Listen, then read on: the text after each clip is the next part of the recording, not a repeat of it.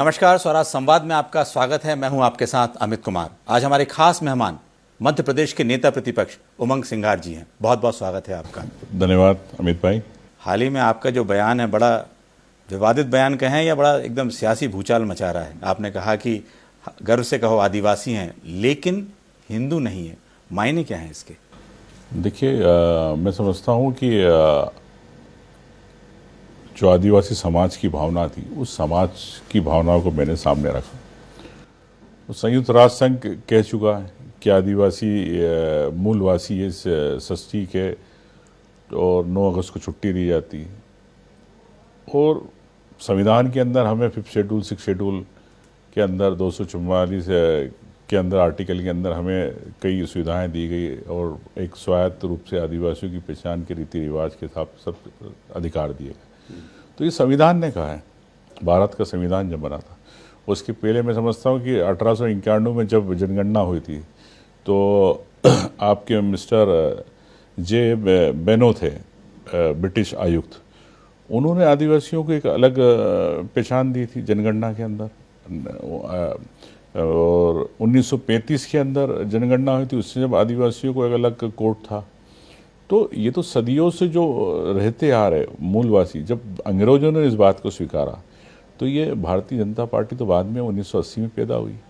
तो इनको इतनी परेशानी क्या है? क्या हम इस देश के अगर मूलवासी कहा जाता है, तो मूलवासी बोलना, अगर वो संविधान में आदिवासी नाम दिया, आदिकाल से जो वास कर रहे हैं, तो आदिवासी है, तो गर्व से हम कहते हैं आदिवासी, प्रकृति पूजा करते हैं। तो हमारी संस्कृति है, हमारे रीति रिवाज है, हमारी पारंपरिक कई व्यवस्थाएं हैं। उसी के आधार पर संविधान में बातें आई, उसी के आधार पर सुप्रीम कोर्ट ने कई मामलों में निर्णय दिए कि हिंदू एक्ट आता, तो हिंदू एक्ट के अंदर 1955 में हम लोग नहीं आते, हम लोगों के लिए अलग व्यवस्था है। तो ये जब चीज़ें कानून में है, संविधान में है, मैं वही बात कह रहा हूँ। तो आपने बीजेपी को नसीहत दी कि आप संविधान पढ़ो। संविधान पढ़ो। संविधान पढ़ना आता नहीं, उल्टी किताब पढ़ के संविधान पढ़ते, इनको समझ में आता है नहीं।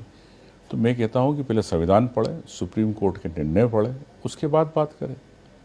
और अगर ये आदिवासियों की पहचान खत्म करना चाहती है भारतीय जनता पार्टी, तो ऐसा क्या हम कर्मा पूजा नहीं कर सकते? क्या हम भगोरिया नहीं कर सकते? क्या हम हमारे देवी देवताओं की पूजा नहीं कर सकते?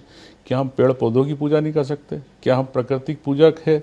इतने सालों से, हजारों सदियों से हम करते आ रहे। तो हम सूर्य की पूजा करते, फसल की पूजा करते, पेड़ पौधों की पूजा करते, जंगली जानवरों की पूजा करते, उनको देवता मानते हैं हम।